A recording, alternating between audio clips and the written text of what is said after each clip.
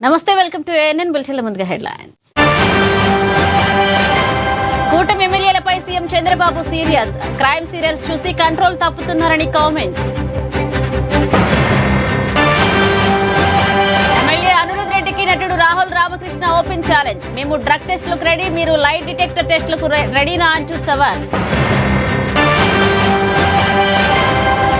హనుమాన్ జయంతి సందర్భంగా రేపు ట్రాఫిక్ ఆంక్షలు. తాడ్బండ్ ఆలయం వరకు కొనసాగనున్న యాత్ర.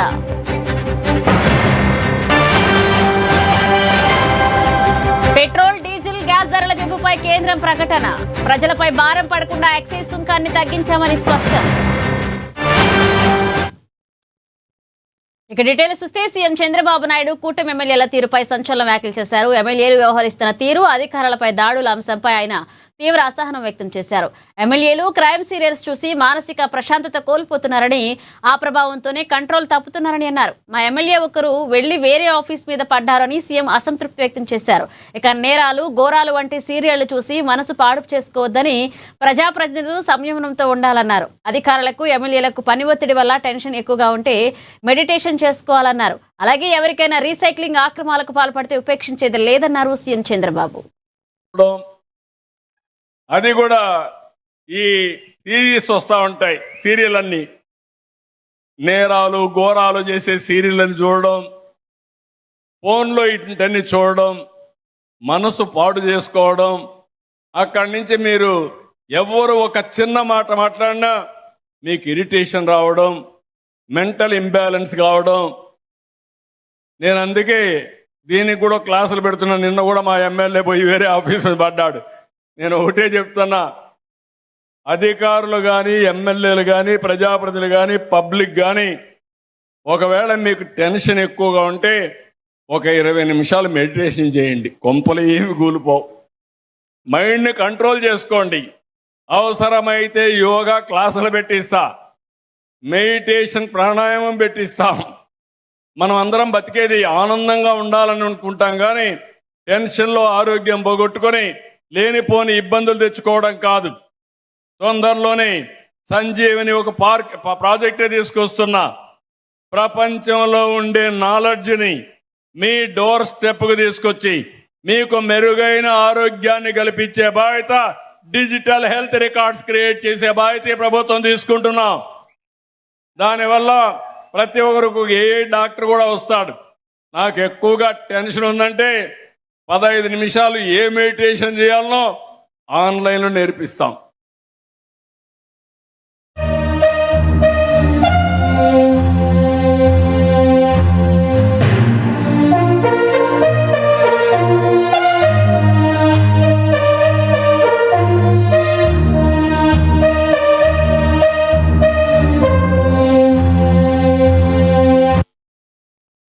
టాలీవుడ్ రాజకీయాల మధ్య మరొకసారి డ్రగ్స్ సిచ్చురేగింది. ఎమ్మెల్యే అనిరుద్ రెడ్డి చేసిన వ్యాఖ్యలు ఇప్పుడు ఫిల్మ్ ఇండస్ట్రీలో ప్రకంపనలు సృష్టిస్తున్నాయి. స్టార్ హీరోలందరూ డ్రగ్స్ టెస్ట్ చేయించుకుంటేనే సినిమాలు రిలీజ్ చేయాలంటూ ఎమ్మెల్యే డిమాండ్ చేయగా, రాహుల్ రామకృష్ణ ఒక ఓపెన్ ఛాలెంజ్ విసిరారు. మేము డ్రగ్స్ టెస్టులు చేయించుకోవడానికి సిద్ధం, మరి మీరు లైట్ డిటెక్టర్ పరీక్షలకు సిద్ధమా అంటూ ట్విట్టర్ వేదికగా ప్రశ్నించారు. కేవలం ఒకే వైపు నుంచి కాకుండా ఇరు వర్గాల మధ్య పారదర్శకత ఉండాలని రాహుల్ డిమాండ్ చేశారు. అంతేకాకుండా దీనికోసం ప్రతి ఆదివారం ఒక ప్రత్యేక టెస్టింగ్ ప్రోగ్రాం పెట్టుకుందామని రాహుల్ ప్రతిపాదించారు.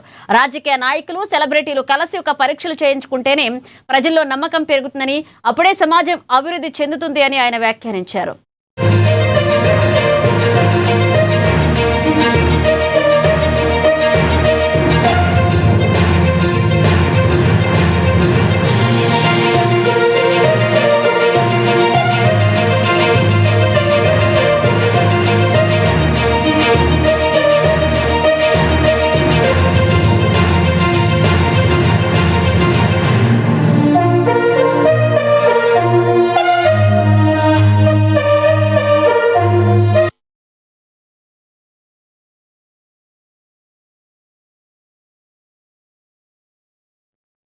వనపర్తి జిల్లా కేంద్రంలోని ఎమ్మెల్యే క్యాంపు కార్యాలయంలో ఈ రోజు కళ్యాణ లక్ష్మి షాదీ ముబారక్ సీఎంఆర్ఎఫ్ చెక్కుల పంపిణీ కార్యక్రమం ఘనంగా జరిగింది.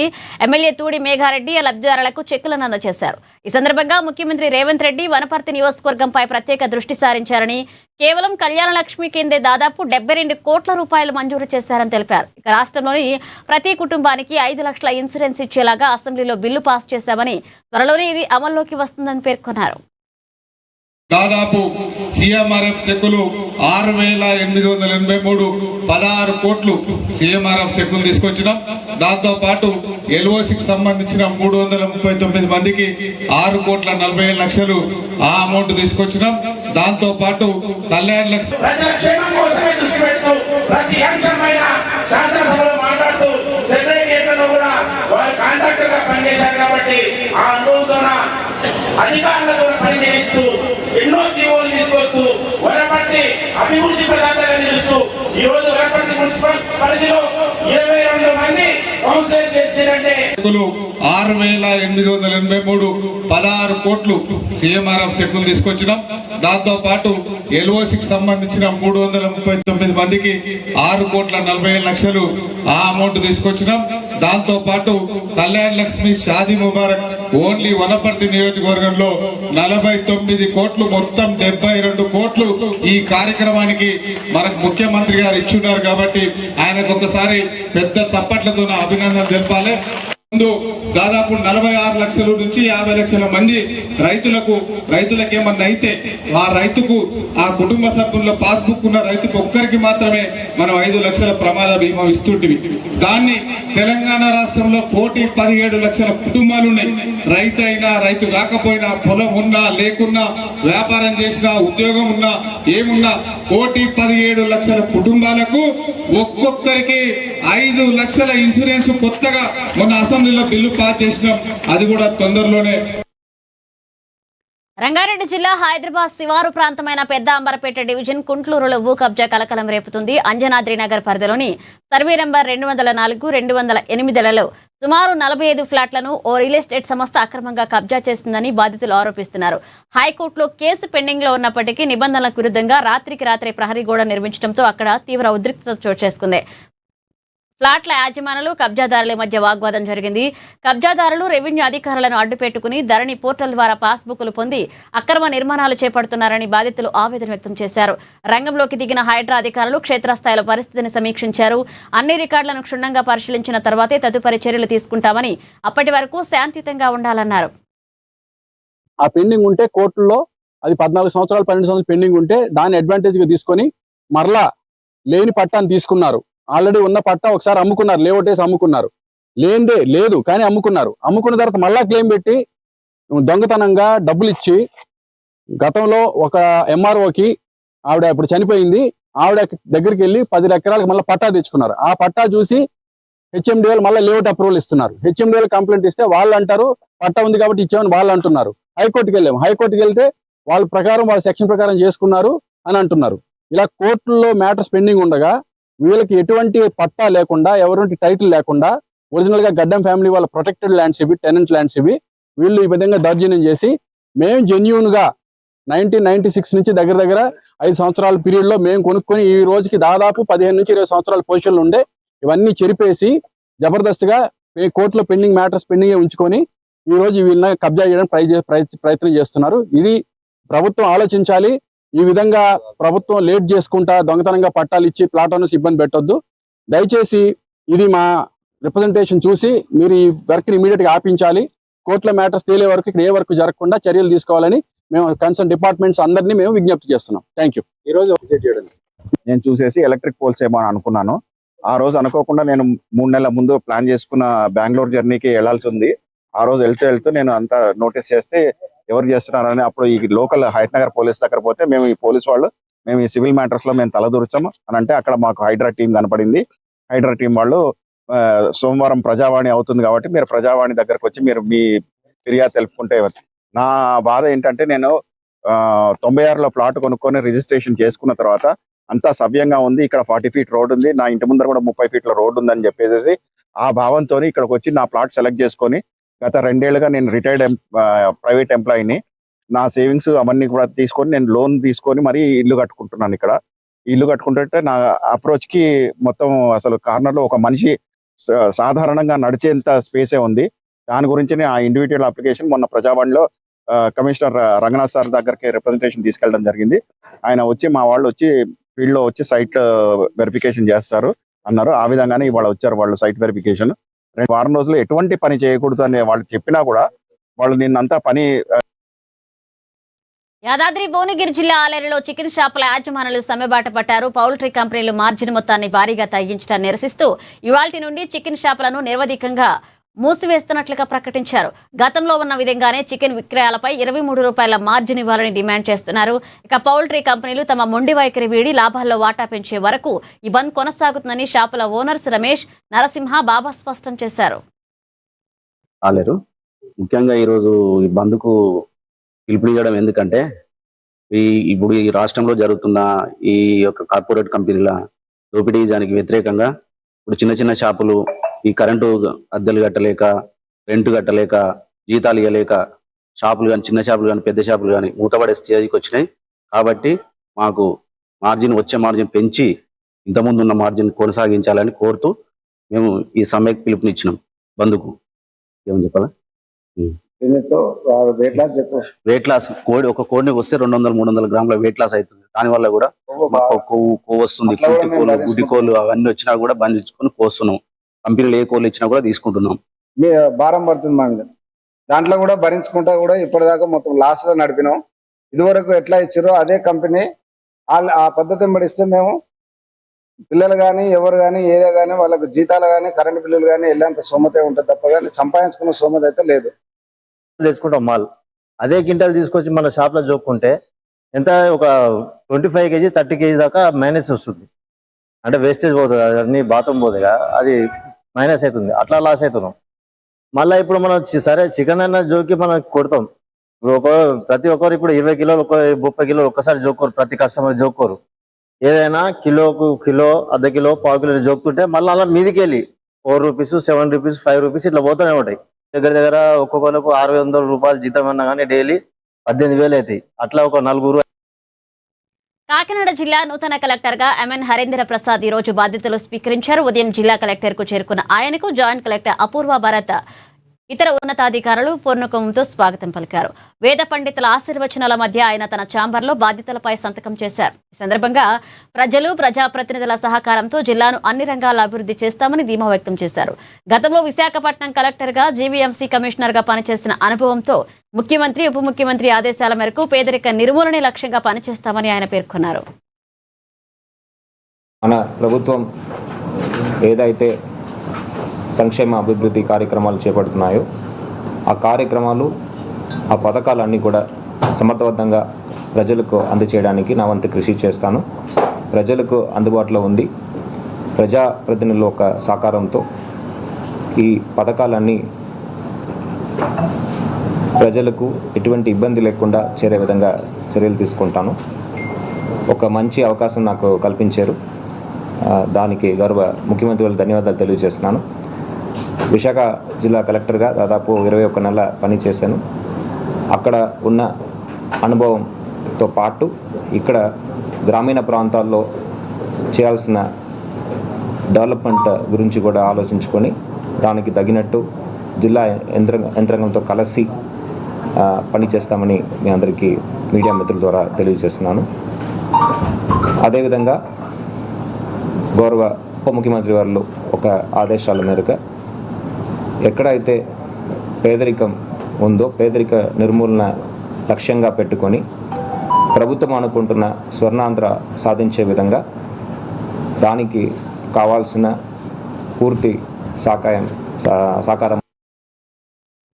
యాదాద్రి భువనగిరి జిల్లా ఆలేరు బార్ అసోసియేషన్ నూతన కార్యవర్గం కొలువు తీరింది. కోర్టు ఆవరణంలో జరిగిన కార్యక్రమంలో నూతన అధ్యక్షుడిగా పివి ప్రసాద్, ఇతర కార్యవర్గ సభ్యులు ప్రమాణ స్వీకారం చేశారు. న్యాయవాదుల రక్షణ కోసం అడ్వకేట్ ప్రొటెక్షన్ చట్టాన్ని తీసుకొచ్చిన సీఎం రేవంత్ రెడ్డికి ప్రత్యేక ధన్యవాదాలు తెలిపారు. తనపై నమ్మకంతో ఏకాగ్రీవంగా ఎన్నుకున్నందుకు కృతజ్ఞతలు తెలుపుతూ ఆలేరులో నూతన కోర్టు భవన నిర్మాణం కోసం శ్రమిస్తానని హామీ ఇచ్చారు. ఈ వేడుకలో మాజీ అధ్యక్షులు, పలువురు సీనియర్ న్యాయవాదులు పాల్గొని నూతన కార్యవర్గాన్ని సత్కరించారు. సీస శ్రీనివాస్ గారికి, భీమగాని శ్రీనివాస్ గారికి, భీమగాని హరిబాబు గారికి మరియు నా ఇతర తోటి అడ్వకేట్స్ అందరికీ కూడా ఈ సందర్భంగా శుభాకాంక్షలు తెలియజేస్తూ, ఈరోజు నా మీద ఇంతకుముందు సీనియర్ అడ్వకేట్ గారు చెప్పినట్టుగా నా మీద గురుతరమైనటువంటి బాధ్యత ఉంది. అది నేను గుర్తించాను. నాకు ఇంకా నా బరువు బాధ్యతలు నాకు ఎక్కువ పెరుగుతాయని నేను అనుకుంటున్నాను. అది మీ అందరి సహాయ సహకారాలతోటి ముందుకు వెళ్ళి ఇది విజయవంతంగా పూర్తి చేయటకు తమరందరూ కూడా సహకరిస్తారని నేను ఆశిస్తున్నాను. అదేవిధంగా ఈ మధ్యకాలంలో అంటే జస్ట్ 2-3 డేస్ అవుతున్నట్టుంది, మాకు అడ్వకేట్స్ ప్రొటెక్షన్ అనేది కరువు అయిపోయింది. మాకు రక్షణ అనేది కూడా కరువు అయిపోయింది. ఇది చాలా సాహసోపేతమైనటువంటి వృత్తి అనే చెప్పుకోవాలి. పెట్టి ఆమోదింపజేసినందుకు వారికి ప్రత్యేకమైనటువంటి ధన్యవాదాలు. పల్నాడు జిల్లా దాచేపల్లి మండలం తంగెడలో విద్యార్థుల తల్లిదండ్రులు ఆందోళనకు దిగారు. భవ్య సిమెంట్ ఫ్యాక్టరీని ఇటీవల చెట్టినాడు సిమెంట్ యాజమాన్యం కొనుగోలు చేస్తున్న నేపథ్యంలో ఫ్యాక్టరీ పరిధిలో ఉన్న పాఠశాలను మూసివేయడం వివాదానికి దారితీసింది.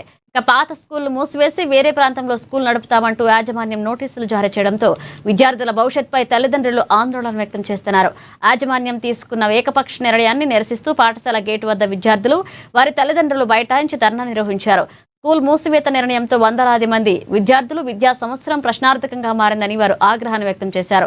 విద్యార్థులకు న్యాయం జరిగేలా చూస్తామని అధికారులు హామీ ఇవ్వడంతో ఉత్కంఠ కొనసాగుతుంది.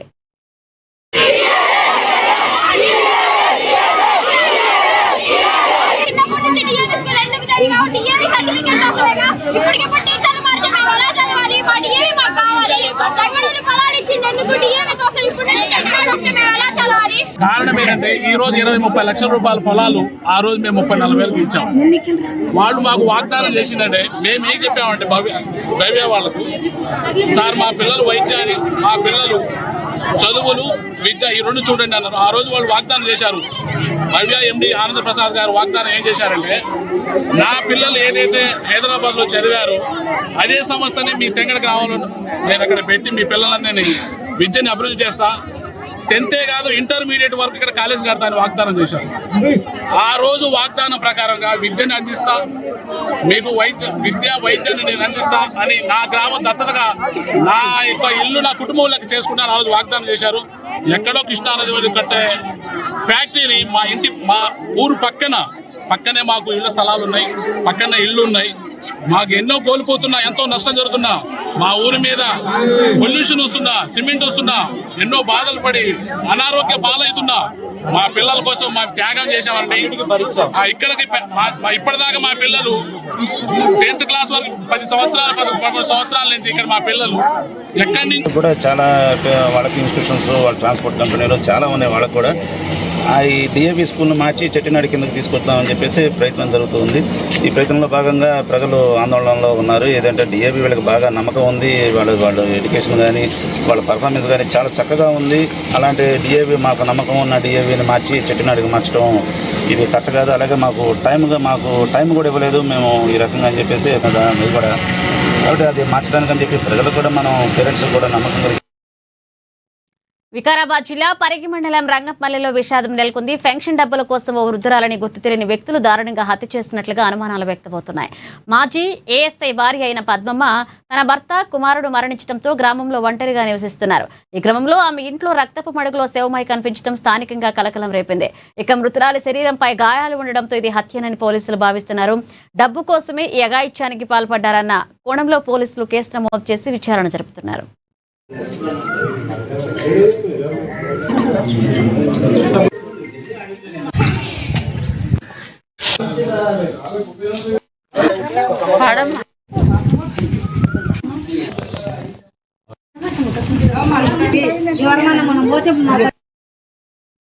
గుంటూరు జిల్లా నూతన కలెక్టర్ గా బాధ్యతలు స్వీకరించిన సీఎం సాయికాంత్ వర్మ తన పనితీరుతో అందరినీ ఆకట్టుకుంటున్నారు. పదవి బాధ్యతలు చేపట్టిన వెంటనే ఆయన నేరుగా గుండారావుపేట కాలనీలో పర్యటించారు. అక్కడ స్వయంగా వృద్ధులకు, వికలాంగులకు పెన్షన్ పంపిణీ చేశారు. సందర్భంగా ఎంఆర్పీఎస్ నాయకులు వలపర్ల రాజా మాదిక, అలాగే వేసపోగు దయాకర్ మాదిక ఆధ్వర్యంలో కలెక్టర్ కు స్థానికులు, చిన్నపిల్లలు ఘనంగా స్వాగతం పలికారు. ప్రజా సమస్యలు నేరుగా తెలుసుకోవడం పట్ల స్థానికులు హర్షం వ్యక్తం చేస్తున్నారు.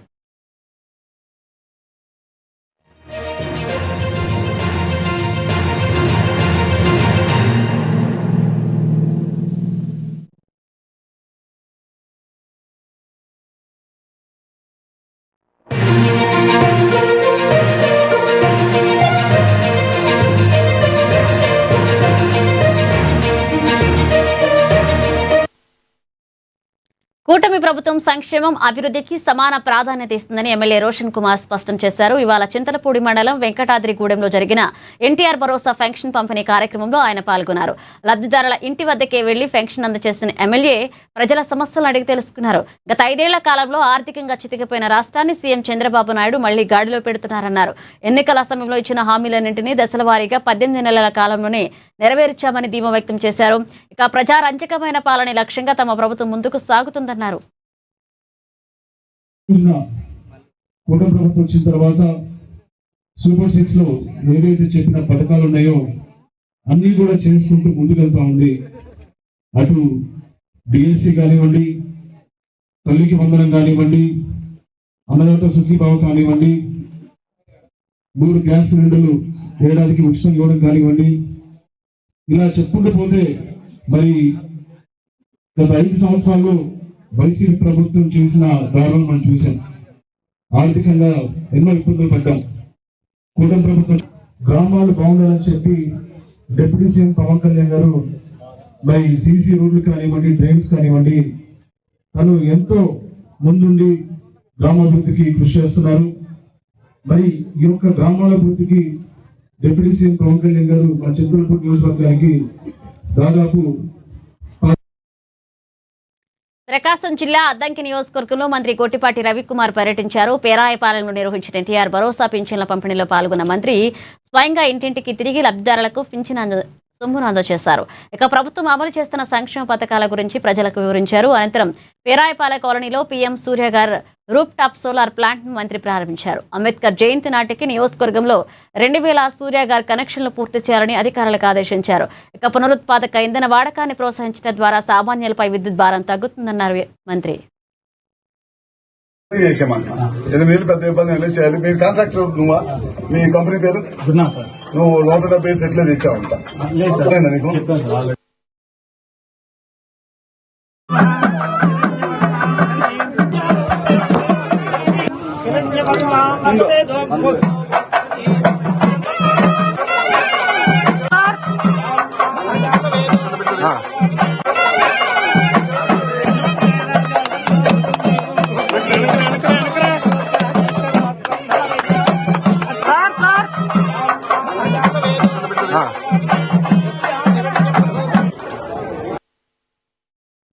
కూటమి ప్రభుత్వం అంటే చేతల ప్రభుత్వమని ప్రజలకిచ్చిన ప్రతి హామీని నెరవేరుస్తామని ఎమ్మెల్యే యనమల దివ్య అన్నారు.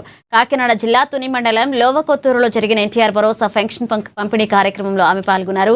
ఎన్ని ఆర్థిక ఇబ్బందులు ఉన్నా పేదల సంక్షేమమే లక్ష్యంగా సీఎం చంద్రబాబు కృషి చేస్తున్నారన్నారు. ఇక అనంతరం లోవకొత్తూరులో ఏర్పాటు చేసిన ప్రజా దర్బార్లో ఆమె ప్రజల నుంచి వినతులు స్వీకరించారు. పెండింగ్ లో ఉన్న ప్రధాన సమస్యలను యుద్ధ ప్రాతిపదికన పరిష్కరించాలని అధికారులకు ఆదేశించారు. రాశాను అది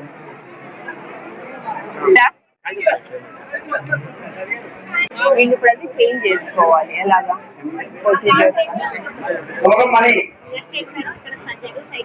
చాలా హౌస్ కుల వివక్ష లేని సమాజ నిర్మాణం మనందరి బాధ్యత అని రాష్ట్ర ఎస్సీ ఎస్టీ కమిషన్ చైర్మన్ బక్కి వెంకటయ్య అన్నారు. కామారెడ్డి మండలం నరసన్నపల్లి గ్రామంలో నిర్వహించిన సమగ్ర సామాజిక సమానత్వ కార్యక్రమంలో ఆయన పాల్గొన్నారు. ఈ సందర్భంగా గ్రామంలోని దళితులకు ఆంజనేయ స్వామి శివాలయాల్లో ప్రవేశం కల్పించి అందరితో కలిసి సహాపంక్తి భోజనాలు చేశారు. రాజ్యాంగం కల్పించిన సమాన హక్కులను ప్రతి ఒక్కరూ అనుభవించాలని, వివక్షకు గురైన వారు భయపడకుండా ఫిర్యాదు చేయాలని ఆయన సూచించారు. ఈ కార్యక్రమంలో అదనపు కలెక్టర్ విక్టర్, ఎంఆర్ఓ హిమబిందు తదితరులు పాల్గొన్నారు.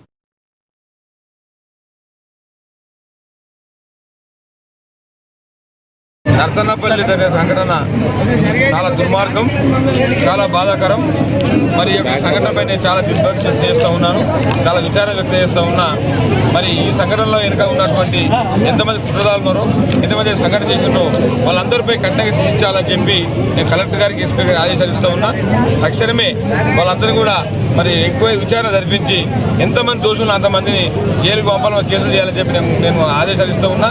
మరి ఈ ఆదేశాలను వారం లోపల వాళ్ళు వాళ్ళను అరెస్ట్ చేసి మా కమిషన్ నివేదిక ఇవ్వాలని చెప్పి నేను కోరుతా ఉన్నా. ఎందుకంటే మానవులంతా సమానం. ఈ రోజుల్లో గుళ్ళకు రానియమనుడు కులవివక్ష చేయడం మాత్రం రాజ్యాంగం ఉల్లంఘన చేస్తుంది. మరి అందరూ కూడా ఎస్సీ ఎస్టీ కేసు నమోదు చేసి జైలుకు పంపుతాము, మరి సమగ్ర విషయాన్ని జరిపిస్తామని చెప్పి కూడా తెలియజేస్తాం. శక్తి పెట్టి తప్పకుండా ఇటువంటి జరగకుండా చూస్తాం. ఈ గ్రామంలో సివిల్ డే జరిపిస్తాం. తప్పకుండా ఎస్పీ గారితో కలెక్టర్ గారితో మాట్లాడి ఇటువంటి సంఘటనలు మళ్ళీ పునరావృతం కాకుండా పకడ్బందీ చర్య తీసుకున్నామని చెప్పి. కాకినాడ జిల్లా తుని మండలంలో విషాదం చోటు చేసుకుంది. ఏ అగ్రహార గ్రామంలో వరి పంట నూర్పిడి చేస్తుండగా జరిగిన ప్రమాదంలో భారీ ఆస్తి నష్టంతో పాటుగా ప్రాణ నష్టం సంభవించే పరిస్థితి నెలకొంది. పొలంలో వరి కుప్పను నూరుస్తున్న సమయంలో ట్రాక్టర్ ఒకసారిగా అదుపు తప్పి బోల్తా పడింది. ట్రాక్టర్ ఇంజిన్ నుండి డీజిల్ లీక్ అవ్వడంతో మంటలు క్షణాల్లో వ్యాపించాయి. ప్రమాదంలో 2 ఎకరాల వరి పంటతో పాటుగా ట్రాక్టర్ పూర్తిగా అగ్నికాహుతయింది. తీవ్రంగా గాయపడిన ట్రాక్టర్ డ్రైవర్ నాగం కృష్ణను వెంటనే కాకినాడలోని ప్రైవేట్ ఆసుపత్రికి తరలించారు. ప్రస్తుతం ఆయన పరిస్థితి విషమంగా ఉన్నట్లుగా సమాచారం. చేతికొచ్చిన పంట కళ్ల ముందే కాలిపోవడంతో బాధితులు కన్నీరు మున్నీరవుతున్నారు. ప్రభుత్వం తక్షణమే స్పందించి తగిన నష్టపరిహారం అందించి ఆదుకోవాలని కోరుకుంటున్నారు రైతులు.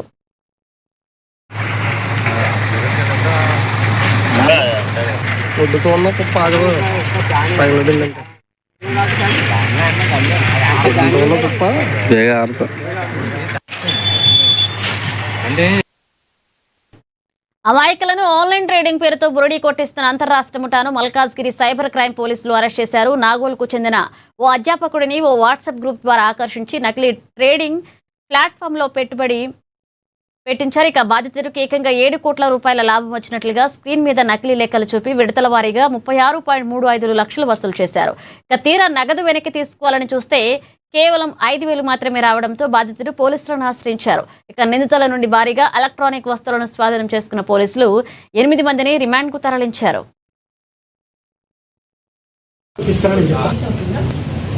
క్రైమ్ నెంబర్ వచ్చేసి 185/26. ఇది ఒక ఇన్వెస్ట్మెంట్ ఫ్రాడ్. ఇందులో కంప్లైనెంట్ 36,30,010 రూపీస్ లాస్ అవుతాడు. సో అందులో అతను కొన్ని ట్రాన్సాక్షన్స్ లో 4 అకౌంట్స్ కి ఆ అమౌంట్ ని పంపించడం జరుగుతుంది. వన్ ఆఫ్ ది అకౌంట్ ని మనం వెరిఫై చేసుకుంటూ వెళ్తే ఫస్ట్ లేయర్ లో మనకి ఒక అక్యూజ్ దొరుకుతాడు. ఈ మంత్ 8th కి ఒక అక్యూజ్ ని అరెస్ట్ చేయడం జరుగుతుంది. ఆ అక్యూజ్ ని అరెస్ట్ చేసినప్పుడు వెరిఫై చేస్తే మనకి అదర్ అక్యూజ్ ను ఉన్నారు, ఇది మ్యూల్ అకౌంట్ గా ఆపరేట్ అవుతుంది అనేది మనకు అర్థమవుతుంది అనమాట. అర్థమయ్యి మనము వాళ్ళ గురించి అవుట్ ఆఫ్ స్టేట్ వెళ్లాల్సి వచ్చింది. ఏపీకి వెళ్ళినప్పుడు అక్కడ అనుకోకుండా ఇంకో మెయిన్ అక్యూజ్డ్ కూడా who has taken this account details ని అతను హోల్డ్ చేస్తున్నాడు. అతను కూడా మనకి దొరకడం జరుగుతుంది. అతను దొరికినప్పుడు అతను ఒక ఇంట్లో ఉంటాడు. అది it is a duplex house. ఆ డూప్లెక్స్ హౌస్ లో ఈ phones, cheque books, passbooks, even SIM cards, ATM cards and other identities, routers, laptop and 2 tabs ఇవన్నీ కూడా మనకు అక్కడ ఆ బిల్డింగ్ లో దొరుకుతాయి అన్నమాట. ఇవన్నీ సీజ్ చేయడము, అక్కడ లోకల్ పోలీస్ సపోర్ట్ తో తీసుకుని ఈ అక్యూజ్డ్ ని తీసుకుని ఇక్కడికి రావడం జరుగుతుంది ఉన్నట్టు కనిపిస్తున్నాయి. ఇవన్నీ కూడా ఫస్ట్ లేయర్ లోనే ఉన్నాయి ఇంతవరకు తెలిసింది. ఇంకా ఫర్దర్ గా మనము వాళ్ళని తీసుకుని వెరిఫై చేయాలి.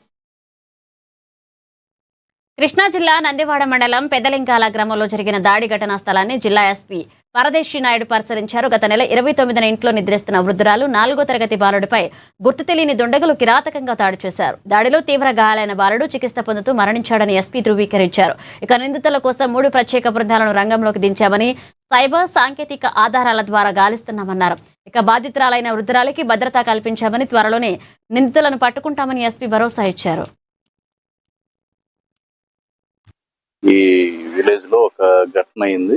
దీంట్లో భాగంగా ఒక 68 years లేడీ అండ్ ఆల్సో ఒక 4th క్లాస్ చదివే అబ్బాయి ఇద్దరు కూడా దాడికి గురి కావటం, దీంట్లో అబ్బాయి చికిత్స పొందుతూ మృతి చెందటం, అంతేకాకుండా లేడీ కూడా కరెంట్లీ ఆపస్మారక స్థితిలో ఉంది, చికిత్స పొందుతుంది. దీనికి సంబంధించిన కారణాలు ఏంటి ఇక్కడ చూస్తే, ఎందుకంటే మర్డర్ ఫర్ గెయిన్ యాంగిల్ అనేది ఇప్పటికైతే ప్రస్తుతానికి రూల్ అవుట్ చేసుకుంటున్నాం. ఫర్దర్ ఇన్వెస్టిగేషన్ లో భాగంగా చుట్టుపక్కల వారిని కూడా 3 టీముల కింద ఫారం చేసి ఇక్కడ విచారణ జరపడం జరుగుతుంది. ఆమెకు కూడా సరైన మెరుగైన వైద్యం అనేది అందజేయడం జరుగుతుంది. ఆమెకు కూడా ప్రొటెక్షన్ కూడా ఏర్పాటు చేసాము. ఓల్డ్ లేడీకి కూడా we're hoping that she recovers soon. And also ఇక్కడ టెక్నికల్ డేటా బేస్డ్గా అనాలిసిస్ చేస్తున్నాము. అది మేబీ ఒక 2-3 days లో కొంత క్లారిటీ వచ్చే అవకాశం అనేది ఉంటుంది. ఎందుకంటే సర్వీస్ ప్రొవైడర్స్ నుండి కూడా డేటా అది రావాలి కాబట్టి చూస్తున్నాం. అదే అవన్నీ కూడా మేము రూల్ అవుట్ చేస్తున్నాం 1 by 1. ఇన్వెస్టిగేషన్ అనేది అవుతుంది కాబట్టి ఈ స్టేజ్ లో we cannot pin point and say వీళ్ళ అనుమానితులు అని చెప్పి, బట్ అన్ని యాంగిల్స్ లో కూడా మేము ఇది విచారిస్తాం.